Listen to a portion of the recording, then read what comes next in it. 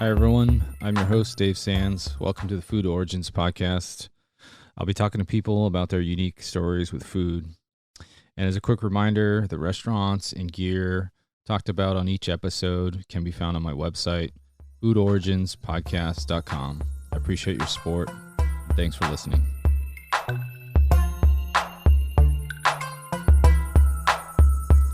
Hello, everyone. Welcome to another episode of the Food Origins podcast. Today, my guest is Lars Smith. He's the owner of State of Mind Public House and Pizzeria in Los Altos, California. This podcast was done on location at their second spot, which is in Palo Alto at Slice House. Lars Smith worked his way through inspiration from his grandmother's cooking to collecting and reading and trying recipes from many cookbooks, and then going on to working at Pizza My Heart, working his way through there, learning under the tutelage of Leah Scurto, who now owns Pizza Leah in Windsor, California. Also, some of his mentors include some of my guests and soon-to-be guests, Jeff Robbie of Cuisinette and Guillaume Bien-Aimé of Zola Palo Alto. So shout out to those guys. And, you know, Lars has gone on after, working through Pizza My Heart. Lars has gone on to win numerous competitions, including the 2017 International Pizza Expo, and also placed fifth in the world in Italy for his alla Roman style pizza. Really enjoyed this conversation. Lars dives into the intricacies of opening a restaurant / pizzeria / bar, and then getting into some of the great ingredients that he serves at his restaurant and some of the awesome things that they've got on the menu. So appreciate you guys listening. Thanks for all the support. Appreciate it.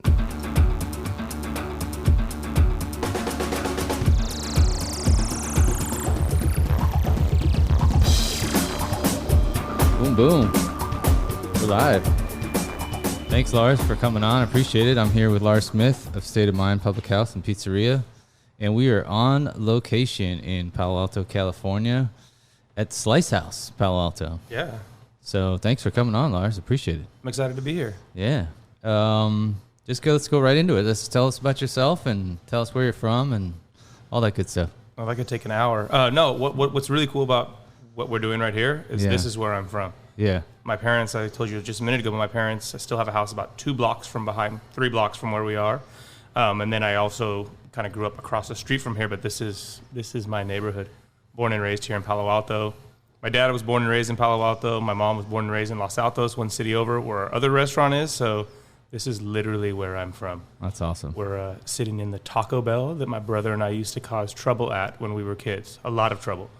Okay. Yeah, so it's a 1960s Taco Bell that we were sitting in that my brother and I joke around. It was our Taco Bell. It wasn't our Taco Bell, but you know what I'm saying. Yeah. And so, really, like, the story of me and my family is being from the Bay Area. I'm third generation Bay Area kid, and always said, I'm not going to grow up, I'm not going to raise a family here, I'm going to go do something else. And you know what, it's a pretty cool place to live, so here we are, and I'm raising my family here. Yeah. And then I kind of go into Palo Alto is a really nice town. I grew up in the Bay Area as well. Cool. As you know, I grew up in San Francisco, so we came to Palo Alto a lot. It's always sunnier here. It's a lot nicer as far as weather goes. But, let's get into food. I mean, this is what Food Origins is all about. What did you eat growing up, and what was that like, growing up, and cooking and everything, and how you get into food? Yeah, well, I really hate this word I'm going to use right now, but foodie. I really don't like that word. But I come from a family of foodies, gourmands, whatever you want to call it. But like, my earliest memories are food. I have a big family, and everybody stayed in the Bay Area. So both of my grandparents were in Palo Alto and Los Altos growing up, and my dad's a family of 5. My mom's a family of 4. There was cousins, aunts, uncles, people that we called family that I have no idea how are related to us. And like, it was all about parties, eating, barbecues, swimming pools. So really everything revolves around food. And both of my grandmas are incredible cooks. And at a young age, I don't know, I guess my earliest memories are like 3, 4, just being in the kitchen with my grandmas. And so there's pictures of me with like a toque on when I was 2 or 3 years old. And it sounds strange, but I don't ever remember wanting to do something else. Not necessarily pizza, but like, I don't ever remember like, maybe my grandpa was a vet, maybe like on a report someday, but like, I've always wanted to do something with food. And so my life has been a journey of discovering food, cultures, and all of that. And I was really lucky to grow up in a family that we weren't like ethnically anything, right? Like we're just everything European and all over the place. So my family experimented in cooking. My grandma cooked great Southern food, and she was born in San Francisco. Yeah. went to school in San Francisco, but she had cooked great fried chicken, and my parents had kind of traveled the world in their 20s before they had my brother and I. So, we cook Indian food at home. My dad spent some time in Africa, and he introduced us to that, and it was just anything and everything we had, all kinds of cookbooks from around the world. And so I had this incredible childhood of everything was fair game to cook, eat, try, experiment with. And then kind of the other side of like having my eyes open to those things as a kid was that being in this area, kind of get an understanding of where food comes from, right? Like we used to go up to Webb Ranch right here in Portola Valley and pick cherries, pumpkins. One of my uncles was a strawberry farmer, so we spent time out in Watsonville doing that. And so like I remember at a young age kind of not fully understanding, but kind of getting an idea where food comes from and where things come from. And so that was kind of what I think sparked my passion for food that really never went away. Yeah, and then I read that a lot of your inspiration comes from your grandmas, right? Yes. And what kind of what were they cooking? So, like I said, my paternal grandmother, my grandma Betty, she was like just really an incredible all-around cook. She went to Tante Marie cooking school, took all kinds of classes. I think she might have taken some classes at the Cordon Bleu, but it was called something else before that. But she was a homemaker. She was a housewife and raised the kids and took care of my grandpa, and he was the businessman. But she cooked incredible food, anything, huge dinner parties. She had an entire room of serving platters in China. She probably had like 300 cookbooks, and I have some of those. But like she had first edition Jacques Pepin cookbooks. She has James Beard cookbooks. She has like all these really cool things, and so everything was fair game at her house. Her fried chicken, she made a corn and bacon kind of succotash, and mashed potatoes are like my favorite thing. But like we had crab there. She would make fresh pies with seasonal fruit. It was fair game. Awesome. And then my maternal grandmother, who's still alive, lives in Los Altos, is really an incredible all-around cook and really with entertaining and that kind of stuff. Raising kids in the 50s and 60s, that's what you did. But her pastry and cookies and that kind of stuff and cakes, which I'm really bad at, but like I was in there doing it with her. I was always like, let's make chocolate chip cookies anytime the grandkids came over. And actually in her 70s, she founded a cookie company called Alice's Stick Cookies, which is I was like in my teens, early 20s, but like what an inspiration to watch my 70-year-old grandma. My grandpa is sick with Alzheimer's, and she just opens a cookie business. And she was in Draeger's, she was in Andronico's, she like won a fancy food or maybe multiple fancy food awards at the fancy food shows in San Francisco and New York. And she's like 70-year-old grandma just like absolutely rocking it, kicking butt. And that was a huge inspiration for at least the idea, like, hey, I can open my own business too. Yeah, and you started looking through cookbooks at a young age too, right? Yeah, and definitely. And now you've probably amassed a collection. Yes, I'm kind of on like. My wife doesn't want me to really buy any more cookbooks, but there's a lot of cookbooks in my house. I'm right there with you. I've got a ton as well. And, I love them. Or people give them to you too, right? And you're like, cool. Yeah. That one was given to me. I read them all. Like even when we're planning new menus, or my wife and I do cooking pizza competitions. Yeah. I pull them out and flip through it. Maybe this cookbook will have something we're looking for, or maybe this one, and kind of just like not necessarily like read them or cook out of them. Yeah. But ideas of flavor combinations, techniques, and things like that. Oh yeah, so we're definitely getting into those pizza comps in a little bit. And then, what is your ethnic background? What is your ethnicity? Everything. My mom's side of the family is like they did some. Genealogy was super popular in the '90s when both my grandpas retired, and so they were doing a lot of that. But my mom's side is a lot of Norwegian, which was where my name Lars comes from. It's a Scandinavian name. And then my dad's family, English, Welsh, Scottish, you name it. I've never done one of those DNA things, so who knows? But that's kind of like this is not an ethnicity, but like what I kind of alluded to previously. Like we didn't have any of those traditions. We're not Italian. We're Scandinavian. We don't practice any Scandinavian culture. So like my culture is California. Growing up with a lot of Latino influences around me, African American, and all of that. Like the people that we interacted with and lived with and neighbors was kind of more. we were just this is us. Bay Area is us. Mm-hmm. And the Bay Area is quite the melting pot for sure. Yeah. As a lot of other big cities, but I mean Bay Area especially. We're the best, but that's. I agree with that. I can agree with that. Is there anything you didn't like eating growing up? Is there something that you maybe distaste? Yeah. There's really only. I mean, there's certain things that like, I don't really want that right now or whatever. But like the one thing, and this is you're probably gonna laugh. It's still the one thing. I don't like raw tomatoes. I don't put raw tomatoes on my burger or sandwich. I won't eat a BLT. I don't really want anything to do with raw tomatoes. Cook them, stew them, pico de gallo, put some lime juice and salt on it. It's all fair game. Just raw tomatoes, just don't do it for me. Yeah, you're the second guest, so it's all good. They overpower everything. Yeah. And green bell peppers. Don't ever give me a green bell pepper. Okay. There we go. And it's still to this day, right? Yeah. Like, so it never changed, right? Yeah, it's like the respect I have for other chefs and when I'm going out to eat, and if somebody puts a raw tomato on something, if I'm at a place where it's appropriate to be like, hey, hold the tomato, totally. But if I'm at a tasty menu or a nice restaurant, I'll pick around it or I'll eat it. It's not like, I'm not phobic of it. But Sure. I prefer not to eat them. Correct. Right on. And then what was pizza like as a kid? You weren't making it yet. So what was that like as a kid? Round table. We were a round table family. Yeah. But like many kids in the Bay Area, and I think it's everywhere, but like New York's clearly different, but pizza was after baseball games, soccer games, right. Friday nights, maybe the babysitter, had a babysitter, you get pizza. And in Palo Alto in particular, but in a lot of the Bay Area, that was round table for a lot of us. There was Straw Hat, there was other things too. The city had some great places. But here it was round table pizza. And there was a couple of them, and Round Table was actually, the founders lived in Palo Alto. First one was in Menlo Park. Some debate over the second one, Los Altos, or over here at Midtown. But that was the spot. Video games in the back, always had a party room, and it was memories of kids together, award ceremonies after Little League and all, and that's really like the memory, and that pizza's party, right? It's pizza party. Party. It's to share. It's not like my dad and I went and got pizza, just the two of us. The other memory, besides Round Table, was there was a place called Pizza Go-Go. There was one in San Jose and one in Palo Alto, and the owner now owns Pizza My Heart. But growing up, that was the only slice shop that I knew of in the area in downtown Palo Alto. So my dad and brother and I would go get slices there and breadsticks, which we'll get to probably a little bit later. But I ended up working for him for 13 years, so that's pretty cool. Yeah. Like, there's a connection there. Didn't think about it at the time, but pizza I was interested in it earlier than I knew. Yeah. At what age did you start working in the restaurants? My first restaurant job was at 15.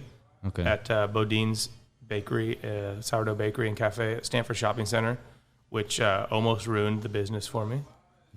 But then I got back into it around like 17, 18 and never left. Yeah. What almost ruined it? If you want to tell us. No, it was like Bodine's is great. I mean, I don't know if I guess they still exist. I know they have the one at Fisherman's Wharf. Yeah, they still have a couple big ones. They were in every mall, right? Like when I was growing up, every mall had a boat. That was in the food court. Right. And so I just went over and got a job there when I was 15, got a work permit, and was like, cool, I'm ready.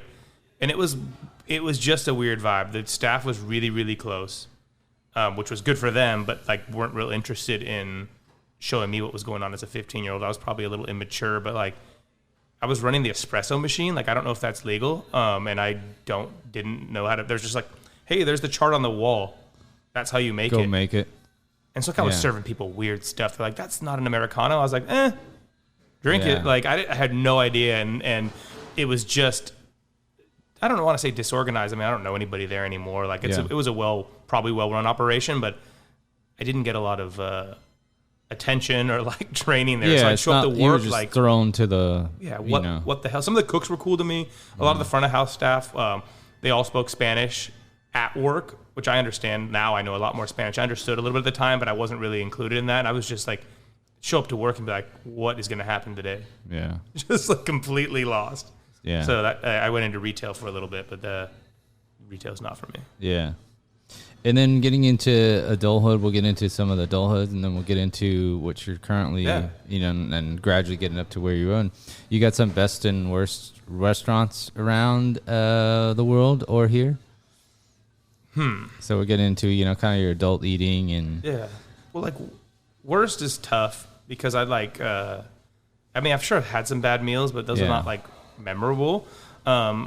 Also, just kind of like, I don't know if it's a plug, but like one of my pet peeves is like, you got to evaluate a restaurant and what they're trying to do. And like, you can't compare a Michelin star to a mom and pop hole in the wall. Like your expectation, and I think with the invention of Yelp and everybody can review, and some restaurant critics as well, is like, if you're not walking into a place and your expectations aren't based on what they're offering or what they're promising you, then there's some disconnect there. So like, I don't usually have a lot of disappointments in dining because I know what I'm getting into. Like, I agree with you there. Like your expectation is the level of the restaurant. You're not gonna expect a 5-star meal from if I'm going to like the Greasy Spoon Diner on I-5 and I'm not going to get stellar service, so the lady smells like cigarettes and is rude, like it's kind of what I'm in for, you know? Like that's kind of the deal. I mean, there's difference. I guess like worst restaurant experience wasn't a horrible experience, but this dish that we were actually talking about with my cousins last weekend at a 3 Michelin star restaurant in Italy.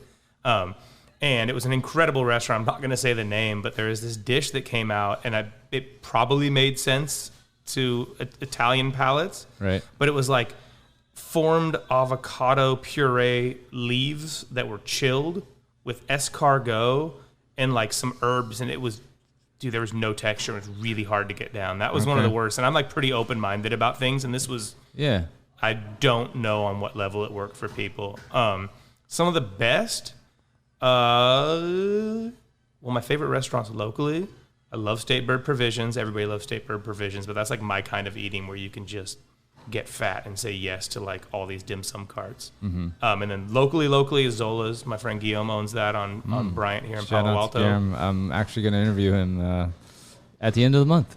Guillaume is one of my idols. I don't know if it's idol's the right word, but I have a ton of respect for him, and I definitely call on him when I have questions or advice about the business, because he's a total pro. But I love his restaurant, and I love Bar Zola too. I haven't been there as much. And then really whatever's good. I love trying Michelin star restaurants. I love fine dining. Like absolutely love fine dining. French Laundry's up there for me, which isn't the most cutting edge cuisine, but like nobody does it better. You want to have the most impeccable meal you've ever had. I love going there. And trying whatever's, when I go to a town, trying to figure out what's local, eat some fine dining, eat some hole in the walls. But whatever's new and happening is what I'm into. And then let's get into not locally, going out to Italy. Oh yeah. And maybe backtrack a little bit. Get us to from being 15, starting in the restaurants. And then, where it took you to Pizza My Heart and then getting into pizza. It's kind of like a typical chef or cook story, right? Like high school was not really for me. It was tough to get me to go to high school. And I really wanted to go to culinary school. Like I was convinced that was my path. My parents are both they're retired now, but we're both public school teachers, have master's degrees. Like education was big for them, and like higher education was big for them, and that's what they wanted for my brother and I. So there was some tension there. So I was trying to figure out how I'm going to do this. I really didn't have interest in college. So I took a year off after high school and landed a job at Pizza My Heart. My buddies worked there. I guess there was two parts to it. A bunch of my buddies worked there. It was a cool place to work in downtown Palo Alto. It was close. I could skateboard or bike there. And it was a restaurant job. So like I was looking at the Culinary Institute of America in Hyde Park, New York. I was looking at the French Culinary Institute in New York. And then I was also looking at the CCA in San Francisco, but I was thinking like getting out of town or going to New York or something would be good for me. And all of it required restaurant experience. The pizzeria, like in hindsight, probably wasn't going to be what they wanted to see on the resume. But like it was a restaurant job. I got it. And I fell in love with the restaurant. Like absolutely fell in love. They hired it as like a cashier to work the night shift, like either midnight on weeknights or 2 a.m. And I fell in love with the business, which I knew I wanted to do that, but really fell in love with the business. Still didn't really know if I wanted to do pizza, but I loved it. I was good at it. I went from a cashier to a manager in less than a year, and then ended up getting offered a GM job. But I had been going back to community college at the time and kind of got into it a little bit and realized that maybe higher education was for me. It was not quite like high school. And so I declined the job, finished school at UC Berkeley, but was working in restaurants. Worked at California Pizza Kitchen, which was probably worse than Bodine's working there. But when I graduated college, I was like, cool, this is my time. Front of the house management, maybe figure out kitchen. I was applying to like fine dining restaurants, wearing suit, tie, all these interviews, maitre d' positions, a lot of them in San Francisco, a few in Oakland. And after like 8 or 9 interviews that like didn't go poorly, but like either I was too young, didn't have enough experience for what they wanted, or I left feeling like that was not fun. You know, like a lot of the, you know, the restaurant business, a lot of them be like, oh, here's your interview. We're short a host. You're going to host for a shift. I'm like, this isn't really an interview. Like, I'm applying for a management position. Sure, I know I need to host on a Friday night, but like, so I kind of have a bad feeling in my mouth and called one of my mentors from Pizza My Heart just to like, hey, this sucks. Like, not to ask for a job, but like, what do you think I should do? Like, looking for some like professional advice. Some insight. Her and I are really close. And she was like, yeah, we're opening 2 stores in the next 6 months. Just come work for us. And so I did it. But still, like, okay, eventually maybe I'll go work at a brewery, or I'm going to maybe, you know, take some night classes at culinary school. But I really I've just finished college. Got, you know, right afterwards, actually, my wife and I got engaged. I was like career oriented and just fell in love with the pizza business. And that kind of, it wasn't like all of a sudden. It was like maybe a year or 2 in, I was like, dude, this is for me. Ended up doing corporate management for them, worked my way up, managed a couple of different stores, and I was overseeing, at that time, up to 24 locations. I think it went from like 17 to 24 when I was a corporate manager. We were opening 2-3 stores a year. And then kind of got the itch. Like, I always thought I wanted to do something for myself, and kind of got the itch, okay, let's start planning something. So my brother and dad and I started talking. It was like a 5-year process, but that's, you know, state of mind. We came up with state of mind during that time. And then I like the name, and I read about it, and it basically, you guys were saying that California is so much more. Sorry. California is so much more. It is a state of mind. Yeah. Right? So, and that's really cool. I really like the name of the spot. Yeah, I got to give a shout out to Professor Klein, who's a California history professor at UC Berkeley. That was like either like it's kind of a blur at this point, but whether it was like the capstone of his final lecture or it was part of one of the books he wrote. But like he had a whole class that we took about that, like you can't define California as a state because it's the only state probably in the union, maybe New York, but probably New York City, not the state of New York. You go anywhere in the world, somebody has a reference point from California, whether it's true, like what we experience here or not, but like everybody, it really is, it's a state of mind, you know, it's not just a boundary or a state, you know? Yeah, and it's going to be NorCal, SoCal, something, for sure. And then tell me that process of, you know, the idea came about, you guys got a name, and, you know, you found a location in Los Altos. Oh, that's a long process. Like shakes thinking about it. But like we were naive. You know, I was corporate managing. I thought I knew it all. Like not really. I'm not cocky like that. But like, hey, I'm managing 24 successful restaurants. I know how to do this. You know. And so one thing is I was doing that. My brother was bartending at a couple restaurants and was, you know, living at my parents' house, and it was cool for him. He's a couple years younger. It wasn't even no rush, and my dad was still teaching. So like we knew we wanted to do this, but we also knew it's not like we had money to burn or didn't have jobs. So we're like, my dad, we argued. My dad was like, do this right. Write a business plan.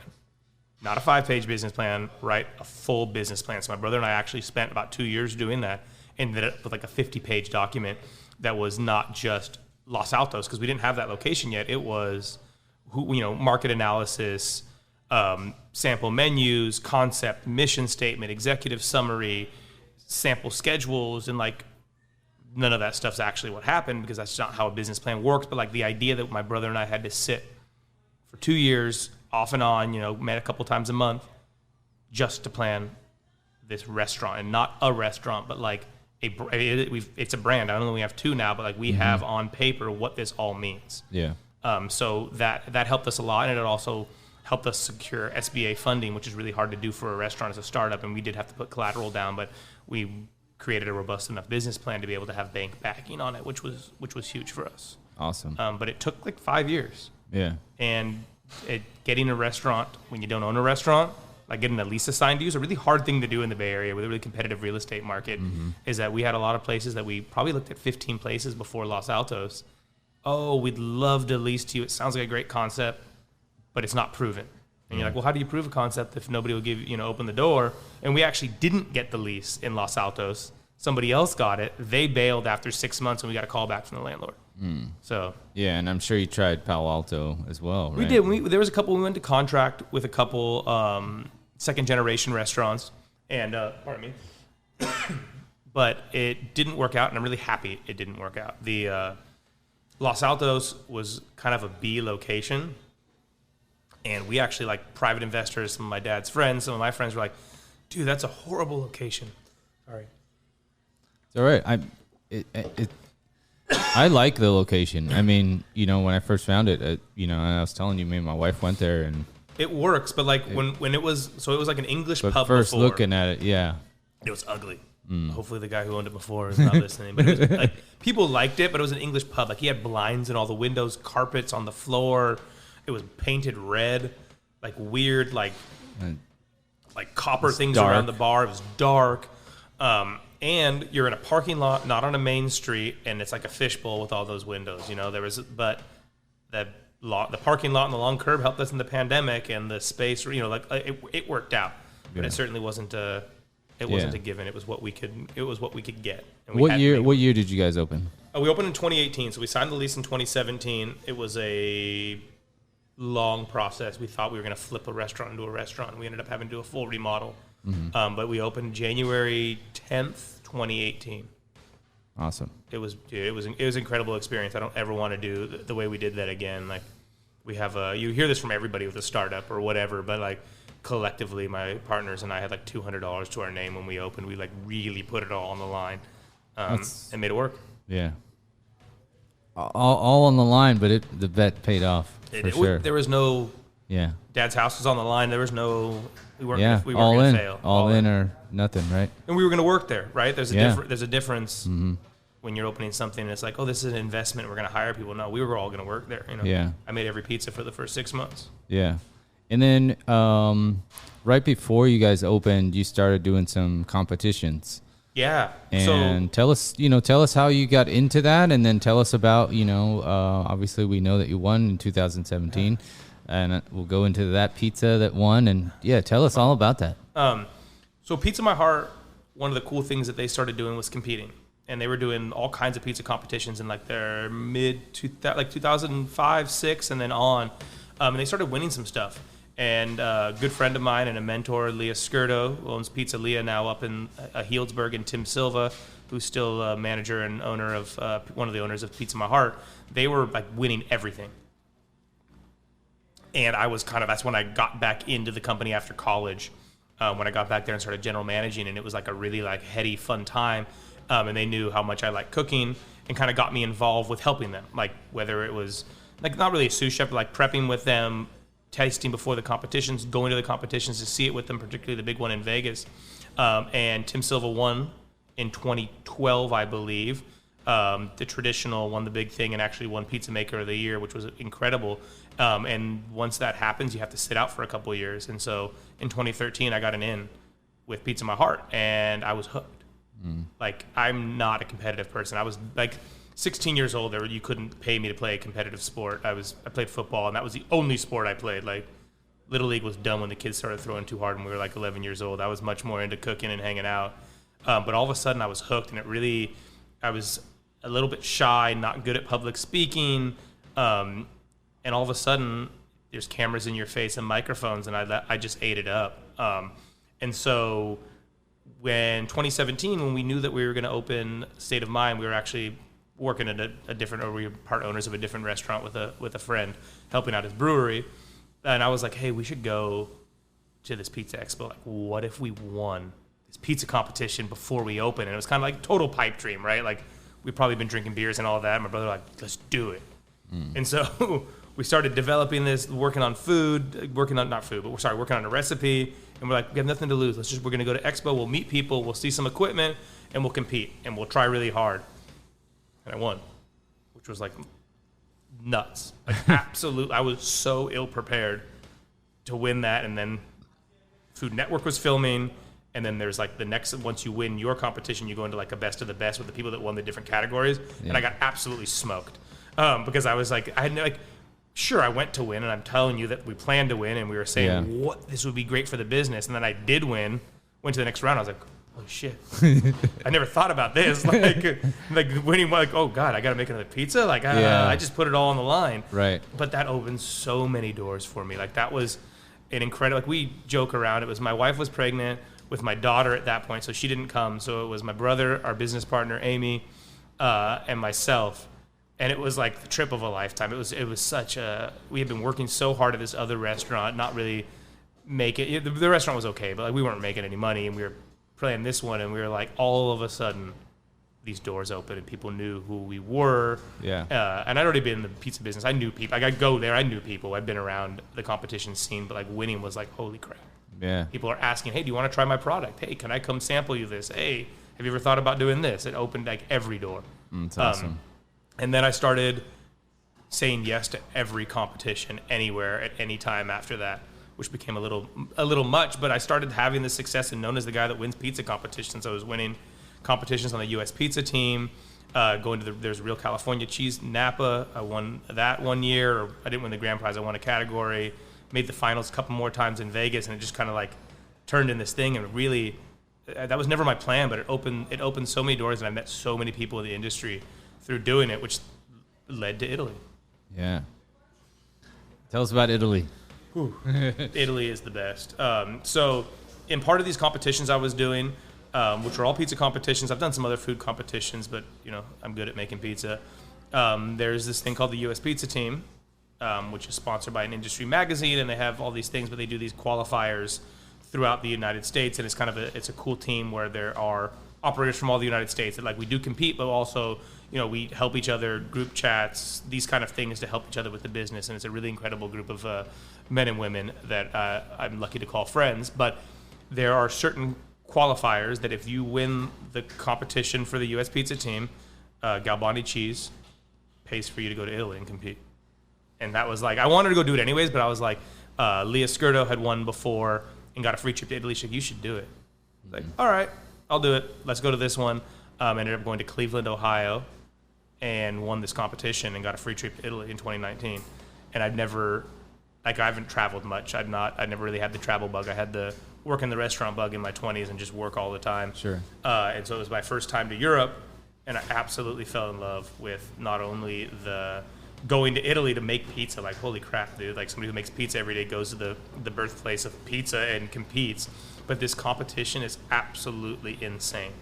2019 might have been the biggest one ever. I think there was like 700 people competing. Jeez. It's insane. It is a big convention center in Parma, and it's not like, most competitions, any food, but also with pizza, there's a huge expo and there's a little competition. It's one part of a larger trade exposition. Mm-hmm. This is a competition that maybe had a couple of vendors on the side, and it was like a full cattle call. And one thing that I loved about this competition, I still love, and I probably won't stop doing this competition in Italy until they don't let me, is it's not just about who can make the best tasting pizza. You are getting judged from the second you walk in to the oven in the arena. So it's a very Italian thing, but pizza making isn't just an art, or it's not just about what the food tastes like. It's about the profession. It's about what you're wearing. It's about how you're groomed. It's about the way you carry yourself, the way you use the tools, the way you use the oven. You're being judged on all of that. And then you're also judged on the pizza. And I know a lot of American pizza makers, and probably other places too, have struggled a little bit with that, because there's a low bar of entry into the pizza industry, which is neither a good or bad thing. I'm not saying that, but it's not, a lot of pizza makers or people that run pizza restaurants don't consider themselves chefs. They're pizza makers, or a lot of pizzerias bring in all pre-made product, and it is a fast food. And when you go to this competition in Italy, they want to see that you have your whites on.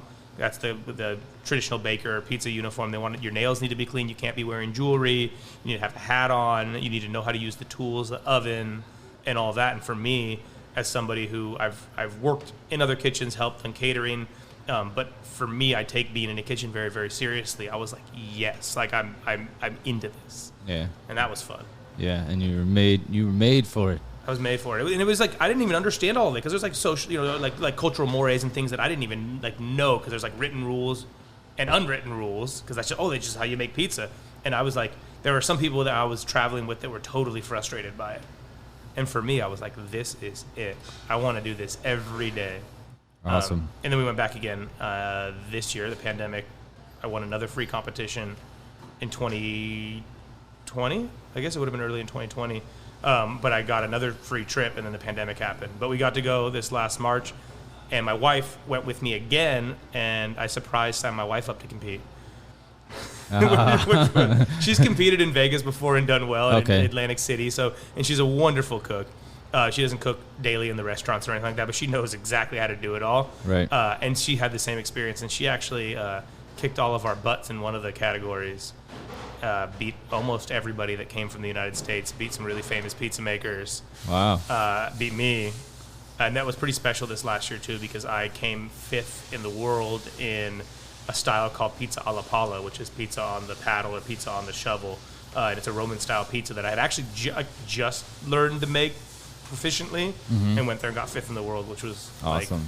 Like, I mean, if I won 5th here, or you got 5th at like Vegas, you'd be like, fine, but like 5th in the world for an Italian-style pizza in Italy, and if like I pull out and showed you the list of like the 40 people, it's it's Giuseppe Franco, like it's like Lars Smith, and I was like, holy shit, it was cool. That was like a dream come true. That's awesome. And then what category did your wife compete in? Is that the non-traditional? So it's different in Italy. It's called Classica. Okay. Which basically, it's whatever classic means there, but it's either wood or electric. Anything goes around pizza, but you can put anything on it. They don't kind of differentiate. Classic probably would be like not like traditional. Probably they have a Neapolitan division, but that's a whole different. That's insane there. Okay. They'll disqualify people for the wrong grams of tomatoes on a pizza, but she crushed it. It was pretty incredible. That's awesome. And then let's get into state of mind. Yeah. The whole restaurant. Your menu's awesome. Obviously we know the winning pizza back in the day was the duck pizza. Yeah. What the duck is what it's called now, but it was Duck Cherry. Yeah, right? That was a horrible name. But tell us about that, and then tell us, and then let's get into the menu on the, cool. Some of the inspirations for the pizzas on the menu at the restaurant. So like we talked about cookbook collection, right? I have a huge cookbook collection. I love eating out. Like my wife and I didn't travel a lot. She's a dreamer. I'm not going to get into all of that right now, but before DACA, we couldn't travel that much. So what do? We eat, we go on road trips, we go to different restaurants. We didn't travel in our 20s. And so I've always been inspired and wanted to cook things that I saw. So when we're sitting here getting ready for this competition, we were running a restaurant in downtown Palo Alto. I was fortunate enough to be eating at Zola's a lot or hanging out with Guillaume a lot. His chef Ricky was always bringing us food by and bringing us sausages. And I had a kind of a blur now, but he often had duck on his menu. I love duck. Duck is like, death row, desert island. Just give me duck confit or something. I'm set forever. And there was kind of a duck confit dish, and then he also had this really, really cool bone marrow dish that had black garlic, a herb fiends salad, I think, and maybe like a cherry compote or something. And I remember eating that and being like having the bone marrow and this duck. The duck might have had cherry too. It's all kind of, at this point, it's a little bit. Oh, and there was mustard. They were making mustard caviar. Yeah, like mustard seed on there. Yeah, right? mustard seed on there. Okay. And I remember being like, dude, this would be cool on a pizza. It would blow everybody's mind. Like nobody, and people do come with crazy stuff there, bison loin and all of that. But I was like, I know these flavors go so well together, and if I can properly put it on a pizza, it's gonna blow everybody's mind because these are super classic flavors. I mean, black garlic's not classic, but like it fits in. And so I just started like grinding on it. Like, what can I do? How can I do this? How can I incorporate this? And we were making stuff every day. So we ended up with a foie gras and black garlic cream sauce. That was it. It was the foie gras and sour cherries that he had on there. And then it was the bone marrow and black garlic and herb fiends and the duck. It was like a 3-course thing that I had there that I guess now I'm looking at this and it was a bit of a monstrosity, but it worked. But we did the black garlic and foie gras cream sauce with light mozzarella and Toma cheese from Point Reyes Creamery. I did a duck confit on it. We did a little bit of chopped smoked duck on it, smoked duck breast. I'm trying to remember now, but I did pickled cherries. Pickled cherries. So they're fresh cherries, but I pickled them. Then we also did a cherry relish on it, herb fiends, pickled mustard seed. Amazing. I think that was it. There's too Yeah. many things on a pizza. I'm not thinking about it. But yeah, we sold that until they killed foie gras in California. Yeah. I probably don't want to get into that on this, but No, we can. I know how you feel, for sure. it's low-hanging fruit, you know? Yeah, Doesn't for solve sure. anything. What are your favorite items? And then we can get into some of the stuff that's on the menu. But what are some of your favorites that you guys serve right now? So that's a tough question. So there's two answers. One is, if you give me a cheese or a mushroom pizza, I'm happy. I'm really happy. That's what I Yeah. eat for myself most of the time. Yeah. What my favorites are whatever's seasonal. We change the menu 4 times a year.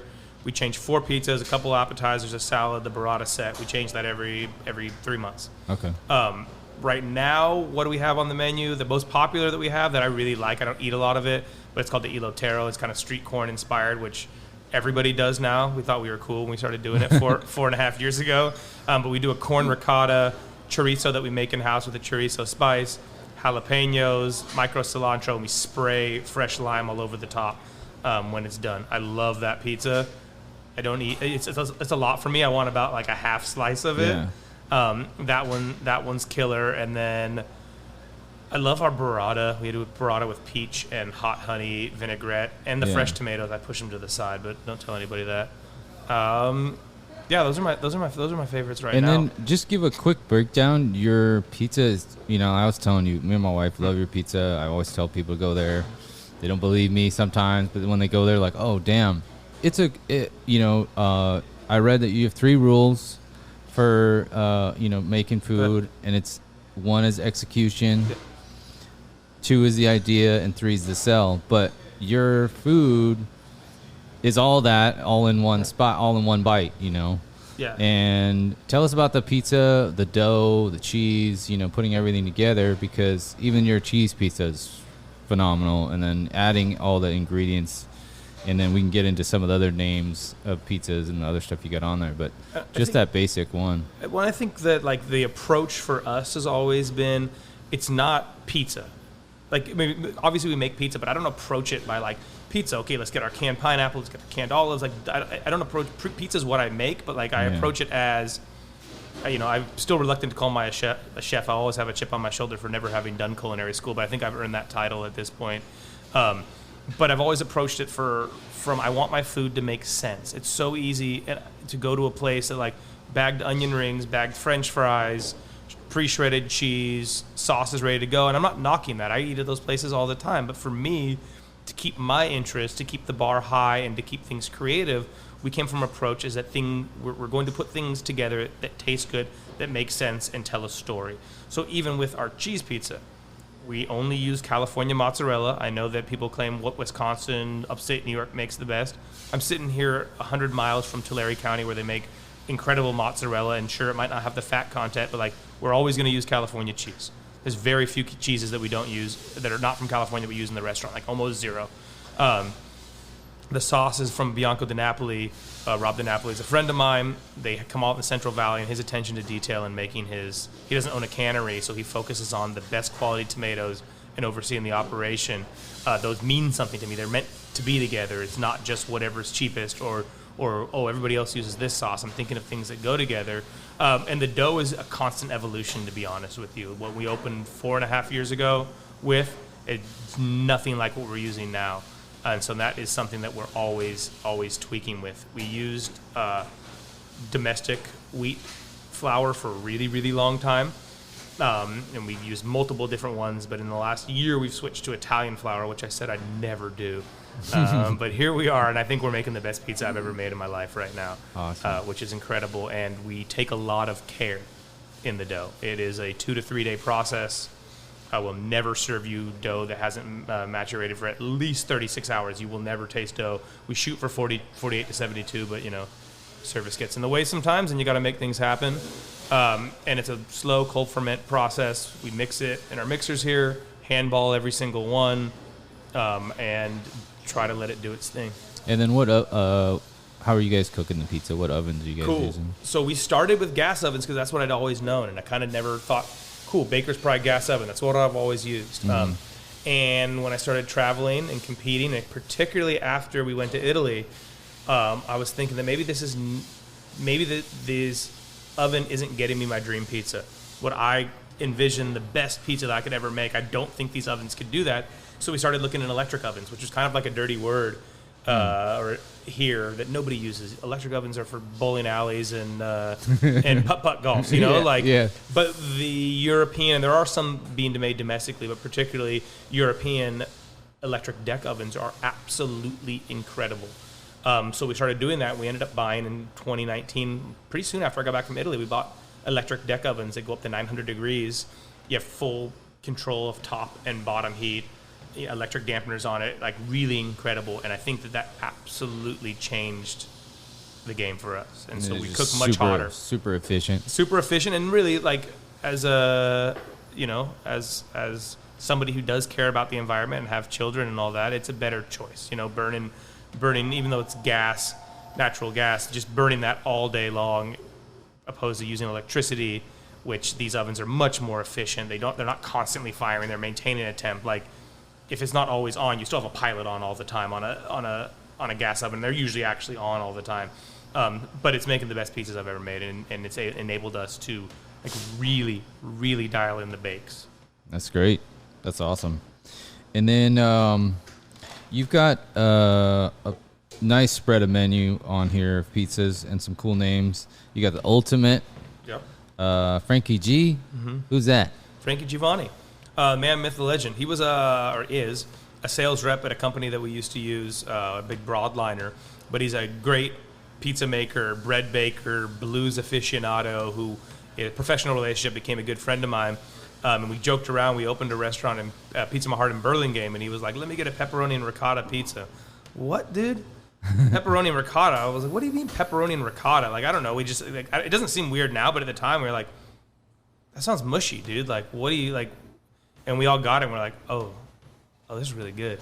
So I put it on the menu when we open. It's simple, but it's actually really, really, really good. And it was kind of a nod to him because he's always been a mentor and willing to help me out. And then you got the SOB, sausage, onion, and bell pepper, but it also has a different meaning. I don't like. Be careful what I say here. I'll just say it. I don't say like, whatever you want. I don't like combo pizzas. I don't like more is more pizzas. You know, but we're sitting here making this menu, and like we had a lot on the line, like I already said. So we had to make a menu that was going to be busy, and we knew that we wanted it to be a little more sports bar-y than I wanted it to be. I would have loved to have done like Zola's as a pizzeria. That's not realistic. That wasn't going to work. I don't have the chops to do that. Yeah. But we were trying to find a balance, and we're sitting here making the menu. We need a combo. And I was like, I'm not doing a combo pizza. I need a combo pizza. I'm not doing a combo pizza. Combo pizzas are gross. Like, they hit salt, fat, dough, but like they're not good pizzas, right? Like, they're soggy. I don't care what you say. You can't put 6 toppings on a pizza and have it be good. It doesn't work, and people will fight me for that, but it's not good. So that was kind of I sat there and I was like, fine, we can do this, 3 toppings. You know, we usually have a rule of 3 to 4 toppings. Finishers don't always count. But I say, like, sausage, onion, and bell pepper is still going to kind of hit those notes of a combo pizza. But then, you know, it's like looking at it, sausage, onion, bell pepper. I was like pissed off that I was having to do it. So I was like, fine, I'm naming it this. Yeah, that's fine. You can say whatever you want. It's unfiltered. It's still my least favorite pizza on the menu. Rocket Man. Yeah, well, I love music, and I'm a big Elton John fan, but also just kind of thinking of cool, fun names, which I was totally against. But as the business evolves and all that, like, for me, it would just be arugula, and then I'd list the ingredients. I don't need all these fancy names, but, like, getting my ego out of the way and understanding that at the end of the day, if I don't sell the pizzas, it really doesn't matter what I think if things aren't sold. So I kind of went on that and made names that kind of I think are fun or mean something to me. And so that's my Elton John / what they call arugula in England.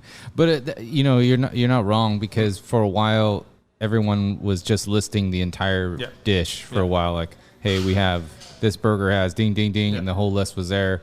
And then people are just reading the entire, you know, ingredient list on a menu. And then after a while, it's like, okay, can we just call it something else? And then list everything. We struck a balance. That balance, right? Yeah, like we have fun names, but then below that you'll literally see the listing of ingredients, and not with adjectives, not with how they're prepared, not roasted, not whatever.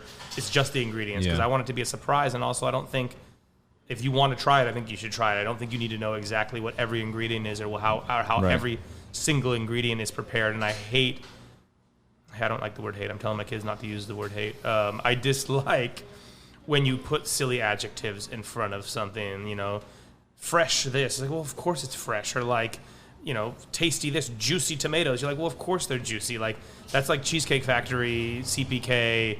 You don't need those adjectives, you come to my place, you're going to get good ingredients. I don't buy bad ingredients, And so that's kind of the balance we struck. Fun names, catchy things, but then I get to like have the no nonsense ingredient list on the bottom.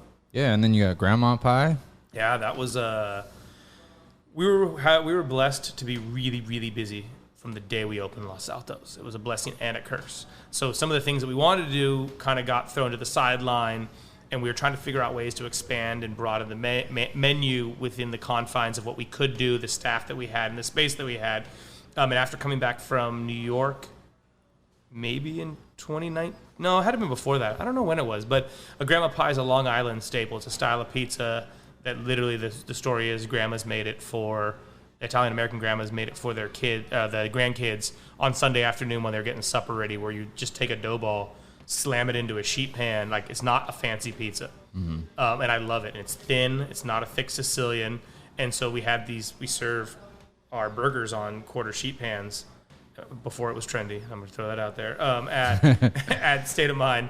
And so I was like, well, we got these pans here. We got these 13-ounce dough balls. I wonder what's going to happen. Is that like, does that ratio work? And we slammed them in the pan, proved them shortly and baked, and all of a sudden people were going nuts over them. We were kind of just like handing them out at first, seeing what's up, and people went nuts over it. Yeah. And then the whole, I'm not big into like marketing or like talking about restaurant tricks or limited this or limited that, but like that does take extra time. But also we put it on as like, hey, we'll do 10 a day. And people started going crazy for it. And so we've expanded that a little bit. Now it's limited. We do like 20 a day. But it became like kind of a cool thing. Like, hey, let's get in early and get the grandma pie. Or like, hey, let's get a table at 4 instead of 6. Gets them in the restaurant. Yeah. It was cool. So that was fun. And it's turned into a staple, kind of a cult following. And big shout out to the guys at King Umberto in Elmont, New York. They're credited with commercializing it. And the one they do is like absolutely incredible out there at King Umberto's. Okay.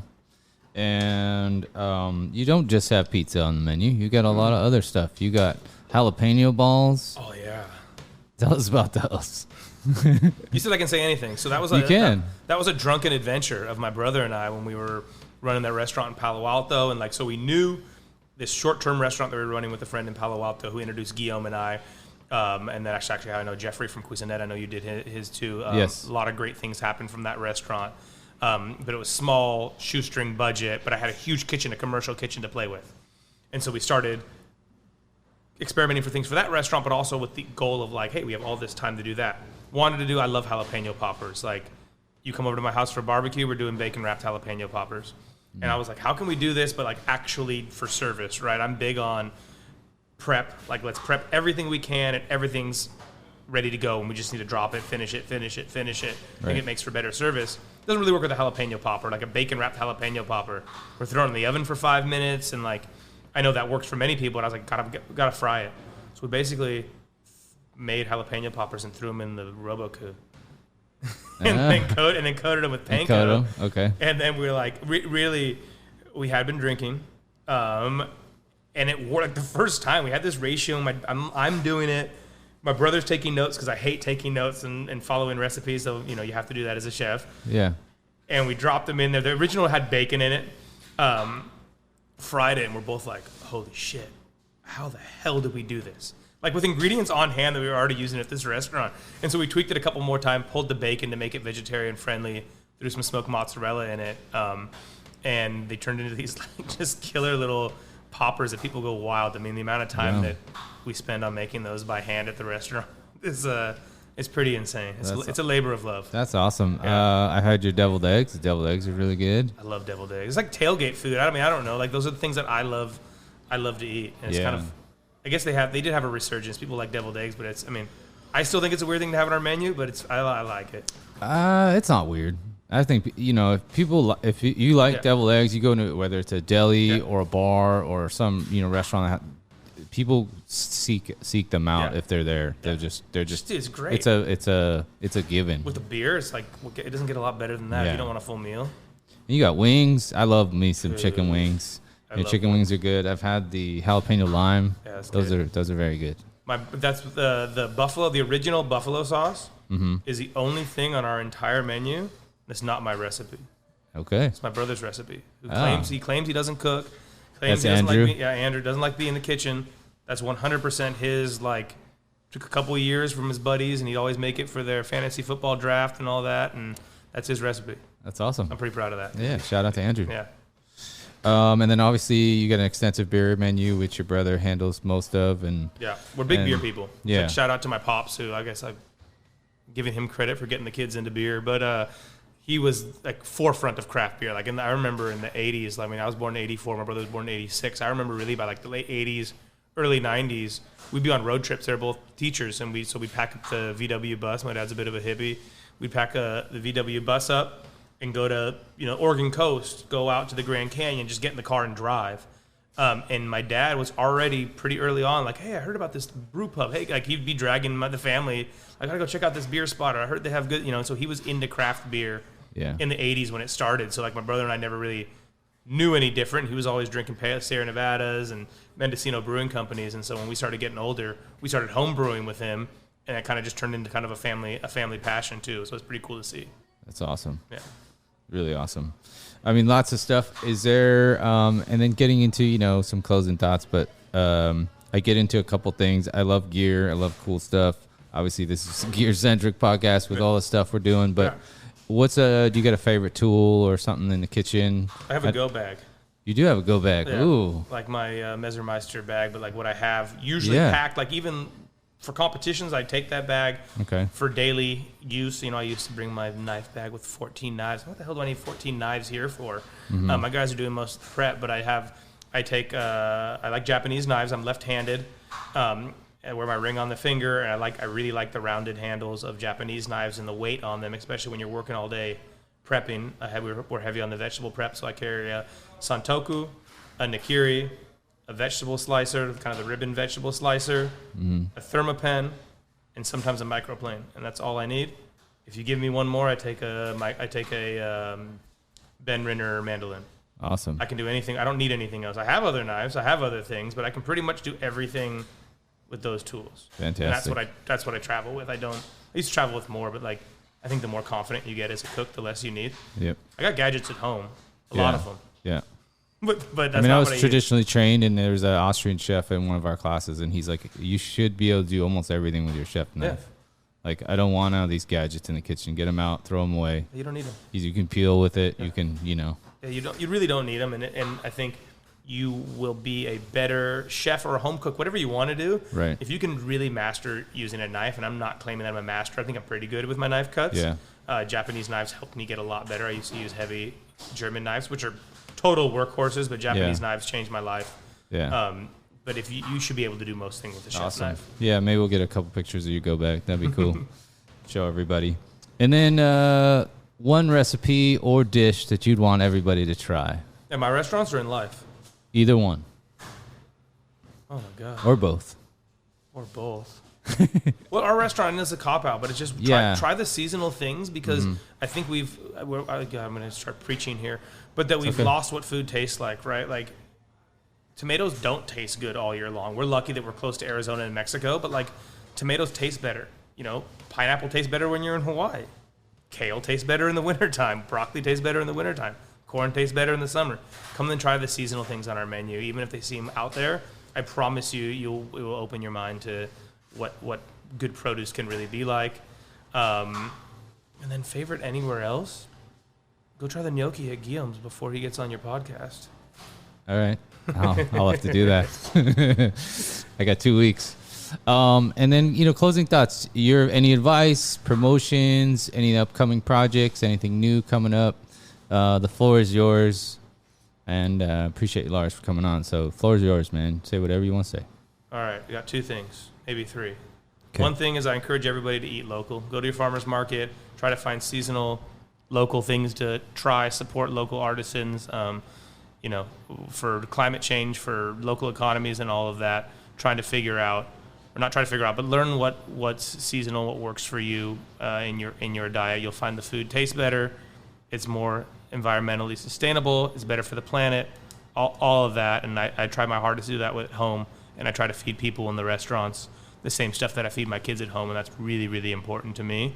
And then upcoming projects, we got a public house opening here in Redwood City in the next couple months.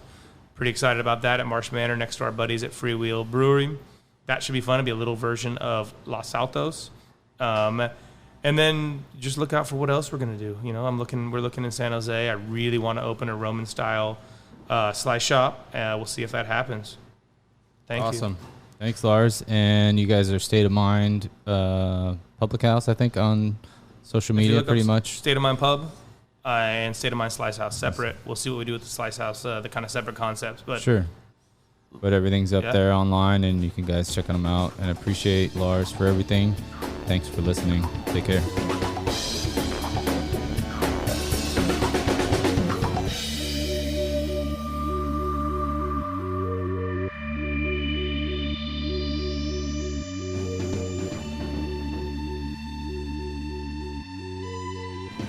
And as a quick reminder, the restaurants and gear talked about on each episode can be found on my website, foodoriginspodcast.com. I appreciate your support, and thanks for listening.